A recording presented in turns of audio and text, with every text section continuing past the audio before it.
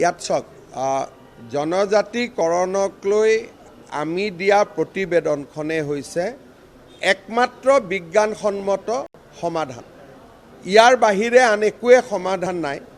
যদি কংগ্ৰেছৰ হাতত কিবা বিকল্প প্ৰস্তাৱ আছে যে এনেকৈ পাৰি আমাক দিলে হ'ল, আমি আলোচনা কৰিম। আমি বুৰ্বক বনাইছোঁ বনোৱা নাইতো ৰাইজে চাব, কিন্তু তেওঁৰ প্ৰস্তাৱ কি সেইটোতো তেওঁ দিয়ক।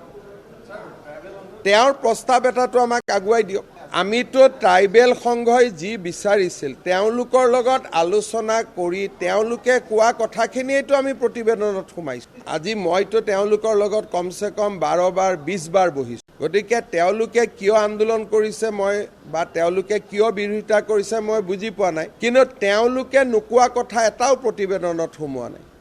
গতিকে মই লগ পালে সুধিম যে 3 বছৰটো এইখিনিয়ে কথা পাতি আছিলোঁ। গতিকে আমি তেখেতসকলে নোকোৱা কথা এটাও সোমোৱা নাই। তাততো নিখিল বড়ো ছাত্ৰ সন্থাই নিজেই কৈছে যে আমি তাত জড়িত নাই বা আমি ভাল পোৱা নাই। গতিকে বিষয়টো প্ৰতিবেদনখন ওলোৱাৰ আগতে কোনোবাই হয়তো বেলেগ কৰি বুজাইছিলে ল'ৰা ছোৱালীবিলাকক। এতিয়া পৰিৱেশটো ঠিক হৈ যাব। প্ৰতিবেদনখন পঢ়িলে চবেই দেখা পাব যে ইয়াতে সকলোৱে কিবা নহয় কিবা পাইছে আৰু কাৰো কোনো ৰাইটছ প্ৰিভিলেজ কাৰো ক্ষতি নহয়। গতিকে মই ভাবোঁ এইখনটো আন্দোলন হৈছিল প্ৰতিবেদনখন প্ৰকাশৰ আগত। এতিয়া প্ৰতিবেদনখন পঢ়িলে মই নাভাবোঁ যে তাত কিবা বিতৰ্কিত বস্তু আছে বুলি।